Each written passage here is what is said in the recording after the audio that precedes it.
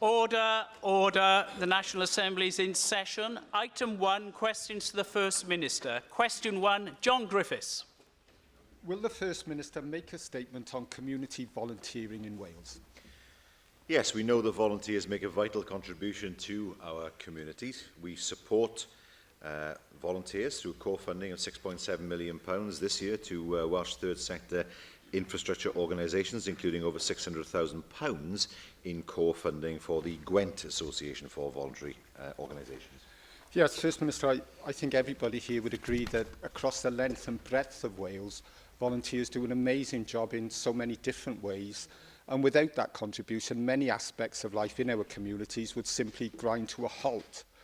Would you agree with me that we do need to reward and support our volunteers, and an important way of doing this is through the time banking system, which recognises that contribution and provides free access to leisure, entertainment and other services, and we do need to support and indeed roll out time banking across Wales?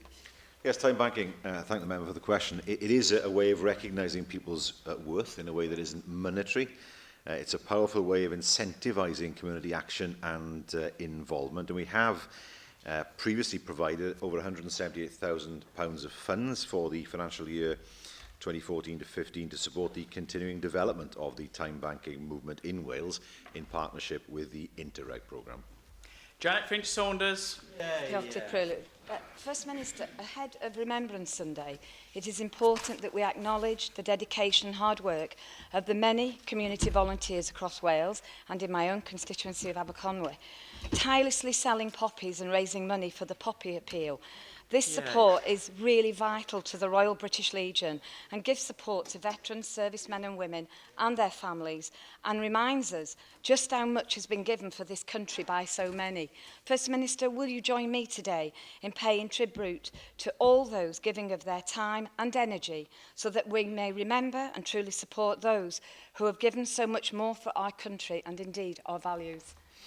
Yes, indeed. I join the member in those sentiments. It's been quite noticeable again this year that there are more poppy sellers than even in previous years.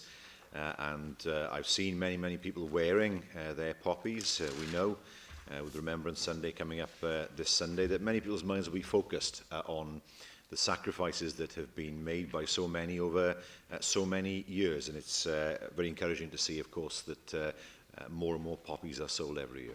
Julie Morgan. Thank you, Deputy Presiding Officer. Would the First Minister join me in congratulating Cardiff and District Samaritans, which is celebrating its 50th anniversary this year, and is one of the oldest continuously operating charities in South Wales, and its volunteers, many of them constituents of mine, give confidential support at all times, day and night, to people suffering from emotional distress. Yes, I would, and I thank the member for bringing this important milestone to my attention. Could I add my thanks and my congratulations as well, of course, to the Cardiff and District branch of the Samaritans on behalf of the Welsh Government. And we know that without the important work that they do, that many people would not have been able to overcome great difficulties in their lives. And indeed, it's right to say that without the work of the Samaritans, there are some people who would not be with us now if it wasn't for the advice that was given at the time that it was needed. Lle Griffith. Diolch ti'r Prylywydd. Mi fyddwn ni'n gwybod wrth gwrs mae'r wasgfa ar y pwrs cyhoeddus yn parhau, a mae hynny rhoi mwy o bwysau ar wirfoddolwyr yn aml iawn I gamu i'r adwy. A newch chi felly ymuno â fi longyfarch yr approach mae Cyngor Bwrdeistref Sirol Conwy wedi fabwysiadu pan mae'n dod I edrych ar barhau a'i darpariaeth o lyfrgelloedd. Mae yna nifer o lyfrgelloedd wedi trosglwyddo nawr I reolaeth a pherchnogaeth y gymuned leol, fel Llanfairfechan a Cherrig y Drydion yn enghreifftiau o hynny. Ac felly anewch chi ymuno fi llongyfarch nhw ynglyn â'r approach yna, ond hefyd felly I annog awdurdodau eraill sydd yn ystyried camau o safbwynt dyfodol llyfrgelloedd I edrych ar y model yna'n benodol. Wy'n gwybod yn fodel sydd wedi cael ei ddatblygu mewn rhan eraill o Gymru hefyd, sef Castell Nedd Port Talbot, o'n I yn llyfrgell Llansawel wrthnos diwetha yn siarad gyda gwirfoddolwyr fyna, oedd wedi cymryd y llyfrgell drosodd a wedi sicrhau dyfodol y llyfrgell. Ni'n gwybod pa mae yna wasg difrifol ar arian gyhoeddus. Ni moyn sicrhau bod bobl yn gallu cymryd adnoddau lleol a rhedyn wrth gwrs erles bobl lleol. So felly braf I weld bod y llyfrgelloedd mynd I barhau a braf I weld bod hwn yn fodel sydd wedi cael ei fabwysiadu mewn sawl rhan o Gymru. William Power. Diolch, Dr Wylewydd. First Minister, last Saturday I had the opportunity to visit the headquarters of Hospice at Home Aberystwyth, a new volunteer-led charity which is offering community-based end-of-life care to patients in Ceredigion. The Hospice at Home volunteers deliver palliative care in both Aberystwyth and some of its rural hinterland communities, and despite having been only recently set up, has already established a high-quality service which understands the needs of people at the end of their lives and also the important needs for support of their families in addition. First Minister, will you join me in praising the hard work of the volunteers of Hospice at Home Ceredigion, and also, subject to diary pressure, consider accepting an invitation to visit them so as to gain at first hand a greater understanding of their work? I'd be pleased to consider the invitation if the member would send me a formal invitation through the normal channels. Yes, I mean, what's interesting, of course, is that the work that the members described involves enabling people to stay at home rather than having to go into a hospice. That's been the major change in the NHS, particularly over the past 10 or 20 years, where instead of there being an overly hospital-based care system, people are now more able to stay at home in comfort. What's important, of course, is their pain is managed in an environment that's familiar to them. But of course that depends on the good work of Hospice at Home to make sure that people do have that option and are able to stay at home for as long as they can. Question 2, Gwyn Price. Thank you, Deputy Clywyd. Will the First Minister outline how the Welsh Government is supporting local high street businesses in Islwyn? Yes, this year we've introduced a number of important business rates measures targeted to support businesses, including a further cap on the business rates multiplier, an extension of small business rates relief, and the extension and enhancement of the Wales Retail Relief Scheme. Thank you for that answer. First Minister, Saturday the 5th of December is Small Business Saturday. Last year, over 16 million people shopped in small businesses in the UK on the day. What is the Welsh Government doing to ensure the success of Small Business Saturday is built on to aid small businesses in my constituency? Well, we know that for small businesses, what they need more than anything else are customers. And it's important that people understand if they don't use small businesses, that those businesses will eventually disappear. I know that Small Business Saturday will take place on the 5th of December. I know that Business Wales proposed to support activity around Small Business Saturday, including supporting the SBS UK team when they visit Wales, promoting the SBS UK campaign and the bus tour. And I know that the Business Wales Marketplace initiative will be supporting small businesses on Small Business Saturday by providing cabins and training experiences at both Cardiff Christmas Market and the Portmeirion Christmas Fair to showcase and celebrate micro and small Welsh businesses. In addition, a startup and entrepreneurship campaign that was launched on the 1st of December. It will run until the 10th of December as part of an integrated support small and local businesses in Wales campaign. Mohammed Asghar. Thank you, Deputy Presiding Officer. First Minister, the UK government has announced it is to allow local authorities in England to keep money they collect from business rates to boost growth and to create jobs in their areas. What studies has the Welsh Government undertaken to the potential benefits of this policy on businesses in Islwyn and elsewhere in Wales? Would you be considering the same sort of policy in here? Well, there is a rather large pitfall here in that we estimate around about 17 local authorities would lose out as a result of such a system being adopted in Wales. If you have a system where business rates are wholly contained within a local authority area, then the element of cross-subsidy disappears. For example, Monmouthshire would lose over £4 million a year. So we have to consider very carefully allowing local authorities the flexibility that they need without them losing out in terms of having access to a smaller pot of money at a time of financial difficulty for them. Lindsay Whittle. Diolch, Deputy Clywyd. Well, First Minister, you're right. Too many shopping online. Get out more should be our call. First Minister, many struggling high streets are home to important historic buildings, particularly, indeed, in Islwyn, and they fall into misuse or disrepair as our town centres decline. Have you considered a specific strategy to make sure that these buildings can be used again for a purpose, perhaps as homes or something unrelated to traditional shopping as we have come to know it? Those are matters for local authorities, and I know that local authorities are taking steps to redesign the mix within town centres. If I look at my own town centre in Bridgend, there are too many shop units and not enough offices. And it means that there are not enough office workers in the town in the day to provide the footfall for businesses. And looking at converting some, it's been happening, converting some of those shop units to offices and of course residential units as well is important in terms of making sure there are people in town centres day and evening. There are many town centres which don't have a footfall any longer. They're open between 9 o'clock and 5:30 when there's no one around. Most people are back after that time and they go to the supermarket because the town centre isn't open, the shops aren't open. So we do need to look at making sure that the footfall is there in the day, and that means more offices. But I think it's important that businesses start thinking about whether they actually do need to open between 9 and 5:30.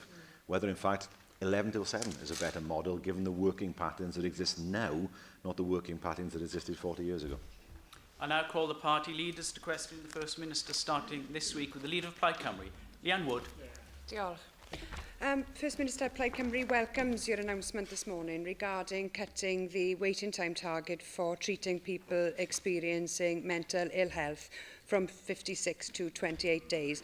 Now, I appreciate that your announcement today is in relation to adult mental health services, but I'd like to ask you about child and adolescent mental health services in the community. You'll be aware that the repercussions for children and young people waiting too long for mental health treatment can be lifelong. So can you tell us, please, what plans do you have to improve mental health services for children and young people? Yes, we are investing an additional £800,000 in expanding CALMS provision from 2015, well, doing 2015 to 16. Health Board proposals have now been agreed. They will result in the recruitment of more specialist staff across Wales to work with primary care providers and to directly support young people in primary care, and that's expected to improve overall waiting times for both assessment and treatment. We know that evidence suggests that around a third of young people referred to specialist CALMS have no mental illness, if I can put it that way. A further third have low-level difficulties which wouldn't reach the threshold for treatment by a specialist service. So expanding primary care CALMS means that more young people can be assessed and, if appropriate, receive their treatment without the onward referral being needed. And that, of course, helps in terms of freeing up time for those who are in more need of the services that CALMS provide. So it is important that there are different ways of helping young people who have mental health issues. Some will not need the specialist treatment that CALMS provides, but we are investing to make sure, and working with health boards to make sure that the treatment is available more quickly. I would accept that there needs to be a range of treatments, First Minister, but perhaps you can shed light on official figures then that show that between 2009 and 2014 there was a reduction in spending on child and adult mental health services in primary care of £2 million, leaving the overall spend on those crucial services at £5.1 million.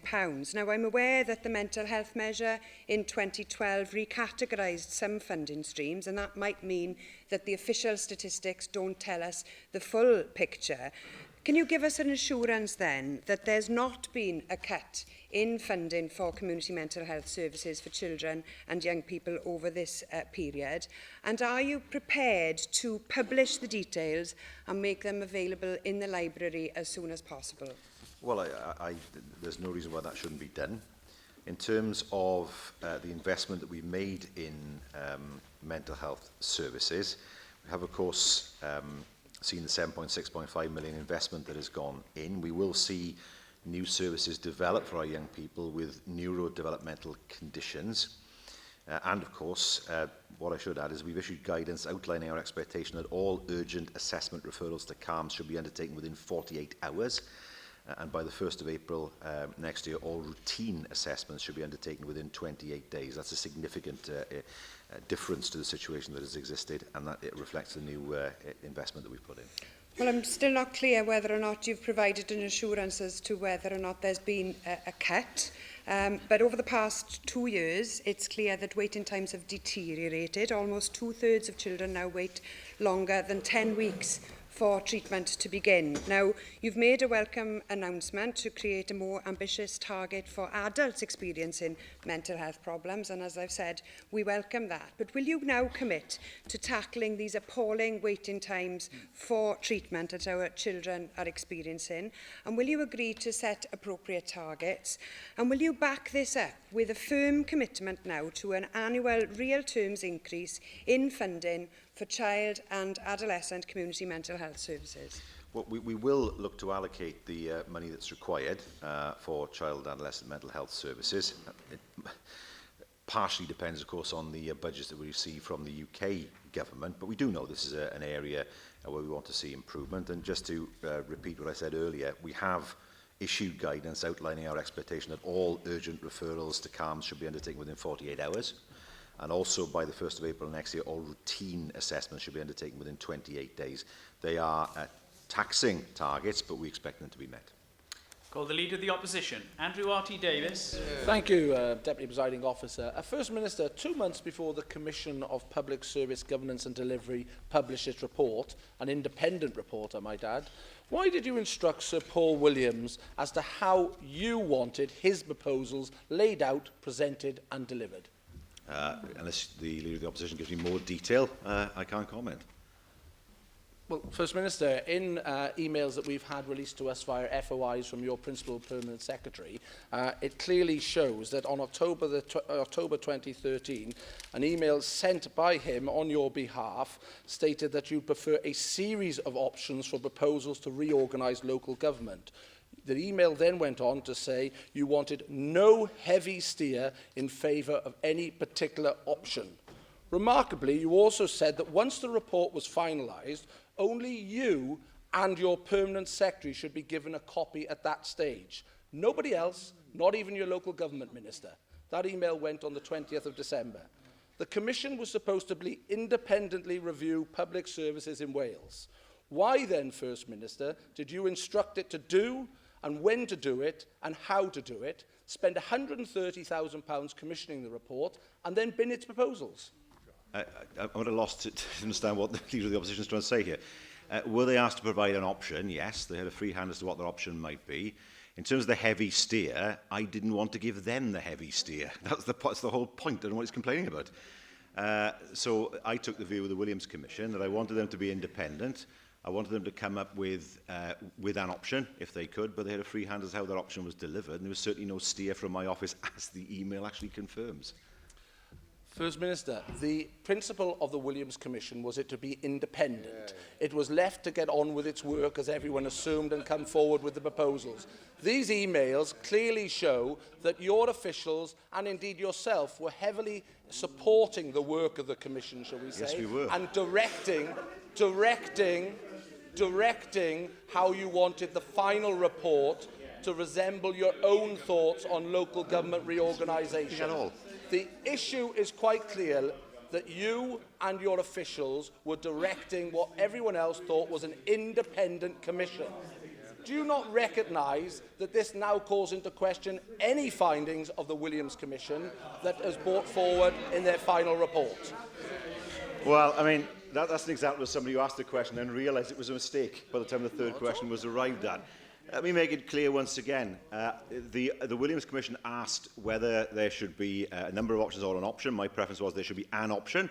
It was for them to decide what that option might be, and they were given no steer at all as to what that option was. They were given a free hand in that. Now, if anybody can point out to me what is wrong with that, then I'm open to suggestions. But this is a scenario where an independent body with a member of the Conservative Party sitting on it was not directed in any way by government as to what their final conclusions should be. There was no point shouting now when he got it wrong. We're not given any steer as to what they should be doing.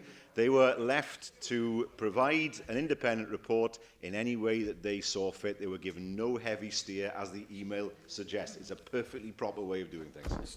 And now the Leader of the Welsh Liberal Democrats, Kirsty Williams. Thank you very much, Deputy Presiding Officer. First Minister, could I return to the issue of mental health? You'll be aware that the Welsh Liberal Democrats have long campaigned for parity between physical and mental health. Now, your government announcement today that waiting time targets for mental health treatment will be kept from 52 to 28 days is very welcome. Could you confirm that under those new waiting time targets, a patient assessed as needing a psychological therapy will start that therapy treatment within 28 days of their assessment? That is something that we expect to see, yes. Thank you for that clarity and commitment, First Minister. As your government will be more than aware, setting a target is one thing, meeting it is quite another. Given that your own government's review found that some people are waiting up to 2 years to access psychological therapy, how many extra professionals and extra patient appointments will be created in order to fulfil your promise that you've just made in this chamber that people needing psychological therapy will receive it within 28 days? Yes, as I said in the answer I gave to the Leader of Plaid Cymru, health board proposals have now been agreed. They will result in the recruitment of more specialist staff across Wales to work with primary care providers and to support young people in primary care as well. And of course we do expect that to improve overall waiting times for both assessment and treatment. Thank you. As I said, I'm very glad for the clarity. It's really important for someone who's had the courage to go to their primary healthcare professional today to discuss a mental health issue, to know that if they need to have psychological treatment, that they will now receive that within 28 days. I think that's a massive step forward if the government is able to achieve that. As we've heard earlier, there are over 3,000 young people in Wales currently on a waiting list for CAMHS specialist mental health. And I accept that many of those young people don't need to be in that service at all. Indeed, it's a positively negative thing to be in that service and to have that label if that child doesn't need it. But there are many people in that service on a waiting list that desperately do need a professional intervention, and they need it quickly. Given what you've just said about improvements to assessment times, why does your government think that it's acceptable for young people after an assessment to wait for 112 days for treatment when you expect those who are adults only now to wait 28 days? No, I mean, what we expect is with the recruitment of new staff that we will see waiting times improve with regard to CAMHS, but also it's important to ensure that those who don't need that specialist treatment get sometimes quicker and certainly appropriate treatment in other ways. And that's something, of course, that we're looking at doing as well, as I mentioned to the Leader of Plaid Cymru. But an urgent referral within 48 hours is important in terms of being able then to plan for the treatment and care of a young person with a mental health problem. And of course, routine assessments within 28 days is a significant improvement and something that we're determined to see through, given the funding that we have put in place. Bear in mind, of course, the mental health funding in Wales has been ring-fenced since 2008 to 2009 as well, but we want to make sure that there are more resources and more professionals involved in providing specialist advice to children and young people. Question 3, William Graham. Presiding Officer, will the First Minister make a statement on NHS services in South Wales East? Yes, NHS organisations in South Wales East are working hard to continually improve the quality of and access to health services in that area. I'm grateful to the First Minister for his answer. The United Kingdom Lung Cancer Coalition, 10 years on, report, and this tracks how far lung cancer outcomes and services have progressed over the last decade, report that Wales has the second to worst lung cancer 5-year survival rate in Europe. And inequalities across Wales exist for provision of access to specialist nurses and surgery. How can these issues be addressed, First Minister, in a relatively short period? Well, of course, we've already announced the significant investment in Velindre, which will help many people. Stereotactic radiotherapy is showing itself to be very promising when it comes to the treatment of lung cancer as well. And we know that the key to lung cancer, as with other cancers, is the future development of gene therapy targeted to the individual, and we are fortunate in that sense to have the Wales Centre for Cancer Genetics boasting, of course, a Nobel Prize winner, which puts Wales at the forefront of research into this dreadful disease. Jocelyn Davis. Thank you, Deputy Presiding Officer. Of course, First Minister, often these serious conditions are picked up following routine appointments with the GP. Now, last week, a close family member wanted a routine GP appointment. They rang the surgery, of course, it's 8 o'clock in the morning, as you have to if you want a routine. 59 times they rang that number before 8:30. Of course, only to find then that all the appointments had gone. It took 3 days to get a routine appointment, and some, I have to say, tenacity on the part of the family member. So how would you rate the accessibility of non-urgent GP appointments in South East Wales? I think it's variable. Bear in mind that most GPs are independent contractors. I am aware of surgeries where it's perfectly possible to book online the evening before. It's perfectly possible to get through easily. I'm aware of other surgeries where there are no appointments at all. The GPs do need to ensure that there's greater consistency of services, sometimes within the same area. There is no reason why GPs shouldn't be able to offer appointments online these days. Plenty of them do. There is no reason why GPs shouldn't be able to offer the ability to order repeat prescriptions online as well. That helps to take the pressure off the phone lines as people use online services. I've seen good examples of this, for example, in Caerphilly and in my own patch in Bridgend. I'd encourage all GPs to actually make sure that they're as accessible as they can be and not just rely on the phones. That is the way things were done 20 years ago. It's not the way things need to be done now. Kirsty Williams. First Minister, the cornerstone of your plans for South East Wales Healthcare is the long-promised and yet-to-be-delivered Specialist Critical Care Centre. Now, the failure to deliver that project to date, something that was promised to be done before the last election and should now be open and accepting patients, isn't just having a knock-on effect for where people get their secondary care, but actually is now impacting on the ability to recruit and retain trainee GPs in South Powys.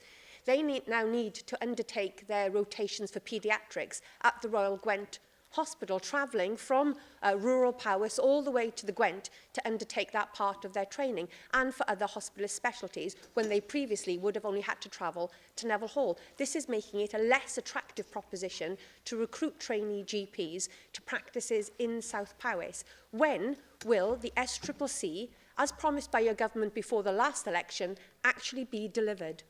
I can confirm that Aneurin Bevan Health Board submitted the full business case for the SCCC to ourselves for consideration on the 14th of October. It was accompanied by an updated Clinical Futures Programme business case, which will look at the wider healthcare provision for the area, and both those cases are now with Welsh ministers and will now receive full consideration. Question 4, Lynn Neagle. Will the First Minister outline how the Welsh Government is helping to raise awareness of pancreatic cancer in Wales? Well, pancreatic cancer is a dreadful disease. It's usually detected very late and is usually untreatable as a result of it. The survival rate past 5 years is less than 4% as a result of that. So awareness of pancreatic cancer in the community is essential for early diagnosis. And through the Cancer Delivery Plan, we have established a programme of work to support primary care in identifying cancer. First Minister, this month marks Pancreatic Cancer Awareness Month, and I've just hosted an event with Pancreatic Cancer UK here today to mark it. It was clear from those who attended just how devastating this illness is. A recent study found that 71% of respondents in Wales could not name a single symptom unprompted.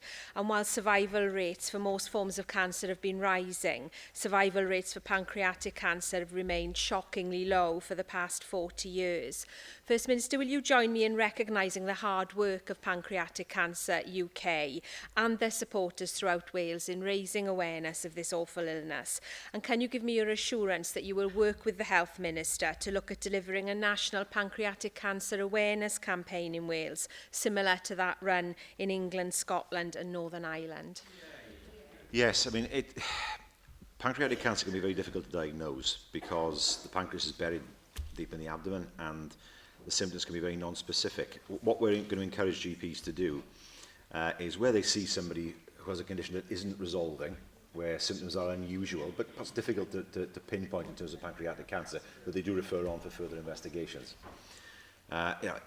It's a disease. My sister-in-law was 44 and she had 5 months after she was diagnosed.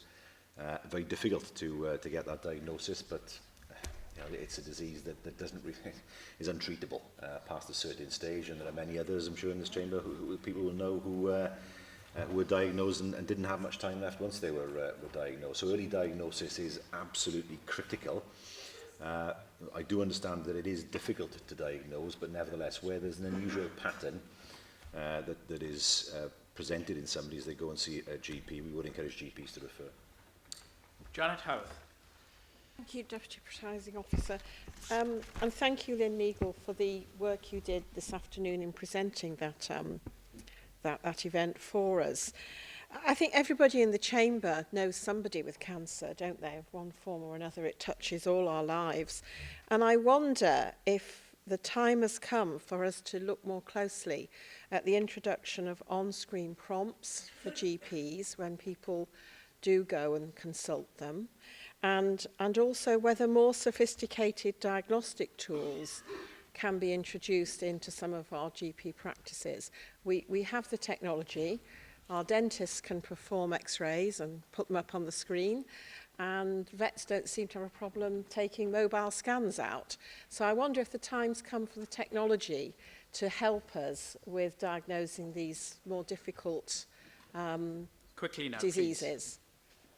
Difficult to know because, of course, with many diagnoses, a consultant radiologist is needed to actually be able to read the x-ray properly. I mean, GPs will have had some training in radiology as part of their general medical training, but would GPs feel comfortable at feeling they're able to do that, or will they want to refer to a radiologist in any event? And I can't answer that question. It's for GPs to answer.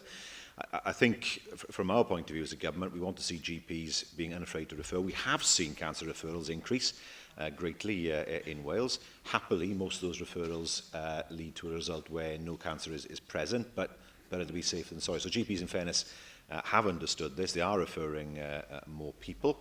And that does mean, of course, that what might be missed in the past is not being missed in the future.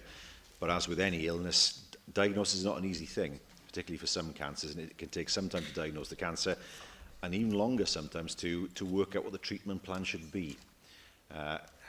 These things are best left, I think, to oncologists, but GPs have a critical role in terms of being able to refer where they have suspicions. Question 5, Elin Jones. A wnaeth y Prif Weinidog ddatganiad am gynnydd o ran argeuledd band eang cyflym iawn yng Ngheredigion? Wel, cyn dechrau cyflwyno'r cynllun Cyflymu Cymru yn 2013, na roedd yna fynediad at fand eang cyflym iawn yng Ngheredigion o gwbl. So mae'r gwaith yn wyddo mlaen. Mae yna nawr 16,615 o eiddo yn yr ardal, yn ardal Ceredigion, nawr yn gallu cael mynediad at fand eang cyflym iawn. Bron bod hanner o Geredigion, ac wrth gwrs ni moyn sicrhau bod bron pawb yn gallu cael erbyn 2017. Dydd Sul yma, Prif Weinidog, ardal Trawsgoed yng Ngheredigion oedd y lle mwyaf braf yn Hachwedd ers i gofnodion gychwyn drwy wledydd Pryden, 23 gradd, ond fod y tywydd yn braf yna, llai weithoch chi fod y ban llydan yn ddifrifol wael yna. Fe fues i mewn cyfarfod wythnos diwetha yn pentre Llanfiangel y Creuddyn, sy'n cael ei wasanaethu gan gyfnewidfa Trawsgoed. Fe gafodd y pentre hynny gadarnhad ysgrifenedig gan BT, y bydden nhw o fewn y 96% o gartrefi fydden derbyn ban llydan cyflym o dan y cytundeb gyda'ch llywodraeth chi. Nawr maen nhw ar ddeall fel pentre na fyddan nhw'n elwa o dan y cynllun yma flwyddyn yn ddiweddarach i gael y cadarnhad ysgrifenedig.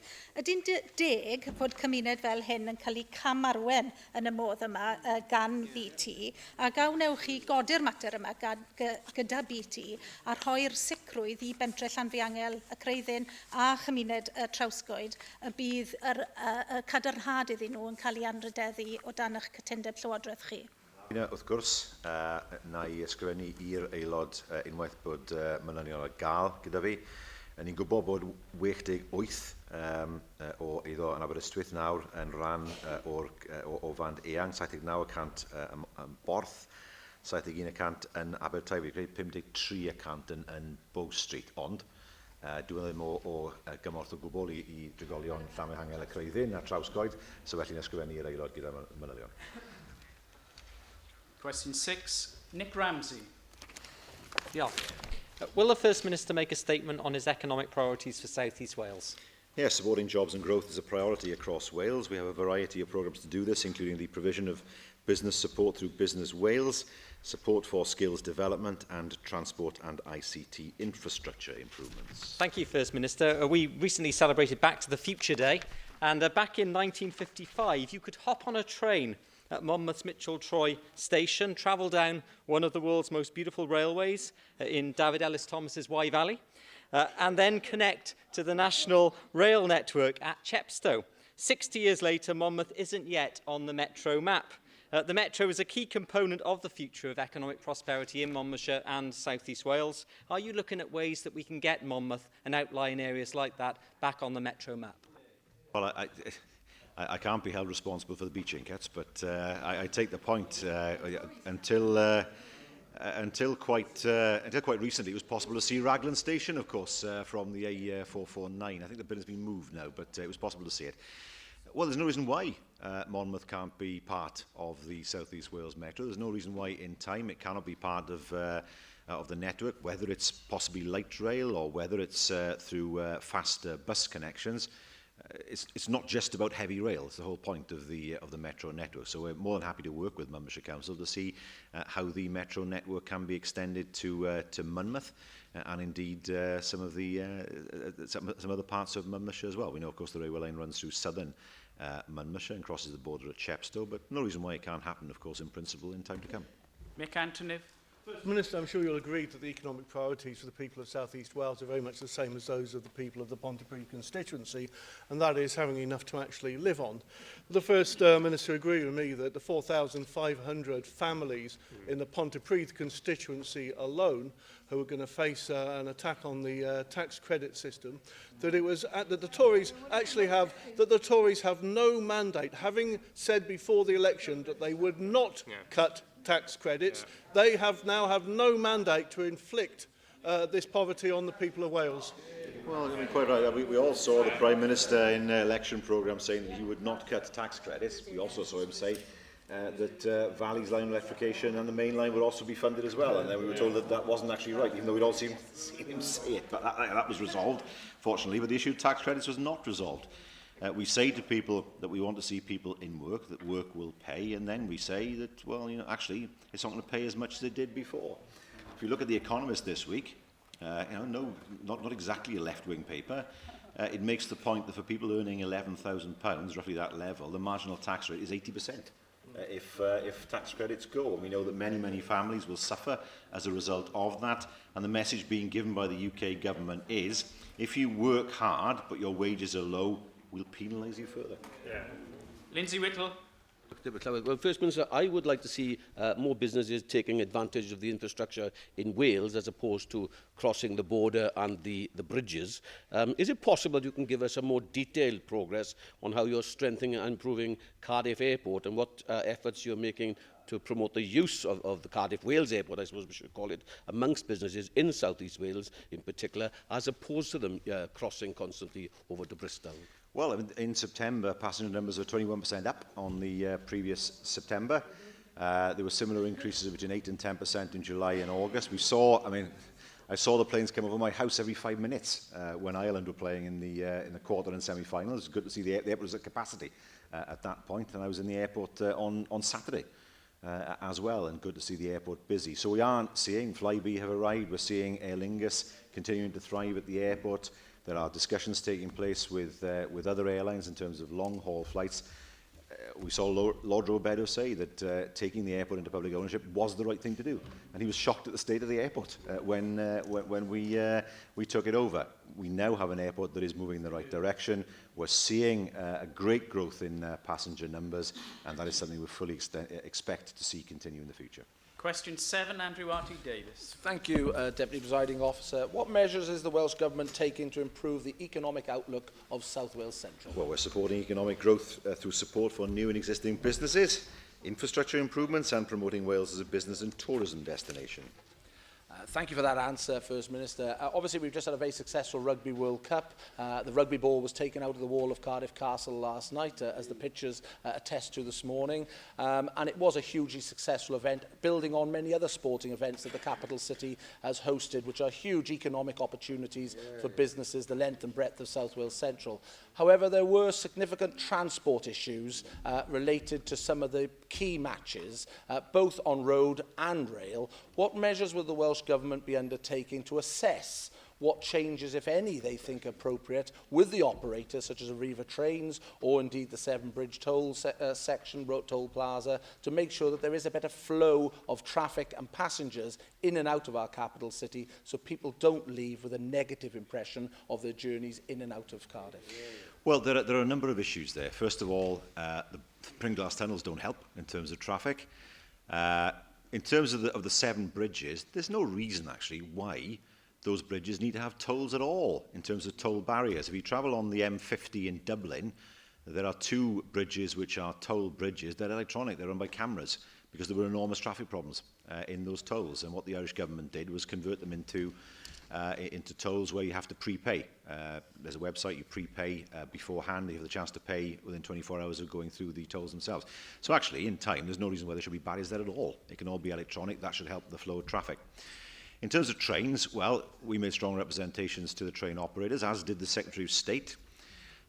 The difficulty is, of course, that given the structure of rail that we have now, there's not much spare capacity. In the days of British Rail, they would bring rolling stock in from the southeast of England for the rugby internationals, and they would run them regularly as the games were on. With the current operators, that slack isn't there in the same way. And, of course, we see situations where Network Rail close the tunnel down, where the train operators then find that they can't get to London particularly as quickly as is normal. The trains aren't running properly. This is what happens when you have a system that doesn't have sufficient public control over it. 20 years ago, there was no problem. British Rail were well able to handle the numbers going through Cardiff Central Station. Yes, there are more people now, but the capacity isn't there. Nevertheless, we continue to work with the sporting authorities like the Welsh Rugby Union and the train operating companies to make sure they don't have the same experience in the future. And the same thing happened in Twickenham. Same thing happened there, where people were left stranded at Twickenham station because the station couldn't cope with the numbers at a particular time of night. So a lot of thought's got to be given to how the British rail system can actually cope with big events in the same way as they do elsewhere in the world. We don't seem to do it as well as we should. Enid Parrott. Joel Deborah First Minister, the Metro clearly is a very important piece of infrastructure for the economic outlook of my region. A part of that is going to be the development of new stations so that people can get onto the Metro. And the National Transport Finance Plan does include a list of stations, including Roath Park, Cruise Road and Gabalva in my own region, which might potentially be considered for stations in the future. However, it says that the planning and the assessment of those stations is going to take from 2015 to 2020 and beyond. And there's no commitment to actually build a single brick. When might the first stations be built?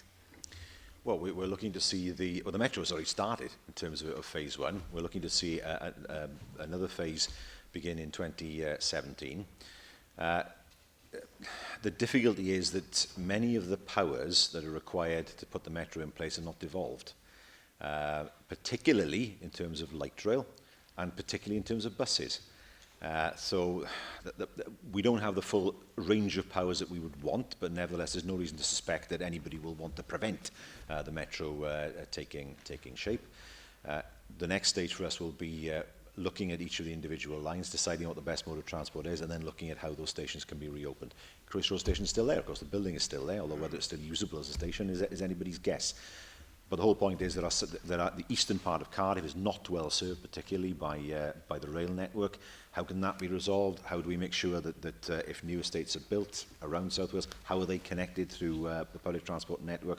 All these form part of our thinking in terms of not just creating the metro system now, but making sure it's future-proofed with regard to the years to come. Question 8, Mike Hedges. Thank you, Deputy Presiding Officer. Will the First Minister make a statement on how the Swansea City region's economy is being improved? Yes, we're working to support jobs and growth in every part of Wales, and the Swansea Bay City Region Board is making good progress in identifying key proposals and projects. Thank you, First Minister, for that answer. What role do you see for the very successful and growing universities in the area to help further develop the local economy? The universities have been astonishingly successful. 2 weeks ago, I was at the opening of the new engineering campus on Fabian Way, a remarkable investment by the university. Wouldn't have happened without European money either, and I think that's something we need to emphasise, and of course the support we gave as a government. It's had the effect of drawing some of the best academics in as well, and it will also draw in the best students.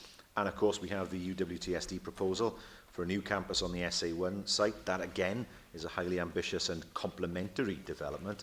And it shows that the investment is going into Swansea to strengthen not just the city's academic community, but the city's economy in the future. Altaf Hussain. Thank you, Deputy Presiding Officer. First Minister, I am sure you would agree for the full benefits of economic growth to be felt across whole Swansea. The Welsh Government should do all in its power to help local employers make the most of local skills within the workforce.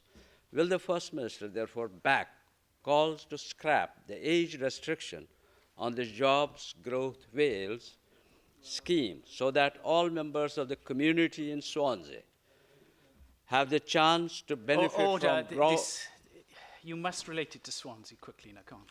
So have the chance to benefit from growth in the local economy and do not end up being, in effect, excluding from the market for many skilled jobs simply because the current scheme deems them too old.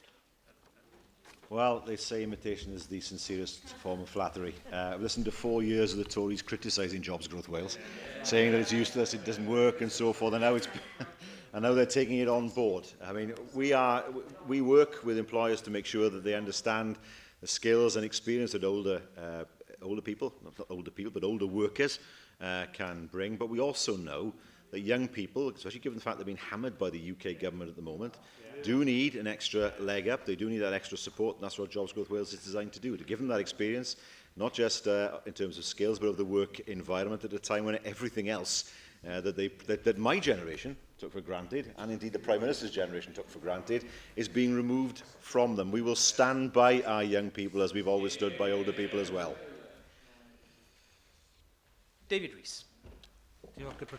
First Minister, you've already indicated that the opening of the new second-year campus at Swansea University, the Science and Innovation Campus in Fabian Way, is a mechanism by which we can look forward to new opportunities, and particularly research and development has been offered there. What discussions has the Welsh Government had with the university to attract businesses into research and development so we can actually develop the high-end engineering skills that we need in our economy? I am aware that the engineering campus is in the member's constituency. I know that I should have said that at the beginning. He keeps on reminding me of that. But I know that officials do work with universities and the local authority in Swansea to develop and support inward investment leads and new R&D businesses. 2 examples. The Wales Coating and Printing Centre, we supported that, world-leading research and development centre for advanced manufacture by printing, and of course Specific, the academic and industrial consortium led by Swansea University with Tata, with NSG Pilkington and BASF as strategic partners, and of course we support Specific as well. Simon Thomas. Diolch, Dr Bwylywydd. Bibynidog, mae'r adael fenta Aberdegleddau yn fan o dinas rhanbarth Abertawe, a'r unig adael fenta sydd gyda chi yng Nghymru, lle mae rhaid talu toll i fynd o un fan i'r adael fenta i fan arall, 75 ceiniog pob ffordd dros Bont Cleddau. Wrth i chi edrych a prifforddio Pont Cleddau a cymryd hwnna fel fan o trwnc cenedlaethol, ydych chi am ddiddymu'r toll yna? Wel, cwestiwn diddorol, ac wrth gwrs, tos sydd wedi bod yn ysblynyddau mawr, bydd hwnnw'n rhywbeth bydd ni'n ystyried, wrth gwrs, os taw na beth yw cyfeiddi ar yr hewl ynglyn â adael o fod yn hewl trync yn yna, bydd ystyried beth yw costiau'r bont ei hunan ynglyn â sicrhau dyfodol y bont, a wedyn wrth gwrs bydd ni'n cymryd penderfyniad. Peter Black.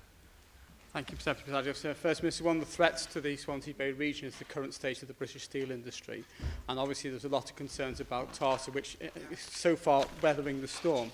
Can I ask what work your government is doing with the UK government in terms of trying to mitigate some of the costs which are threatening the future of that particular plant? Well, much has been done. I mean, the Minister has written to UK ministers no fewer than 5 times this year, alone. We've continued to press the UK government for full implementation of the EII compensation package as soon as possible.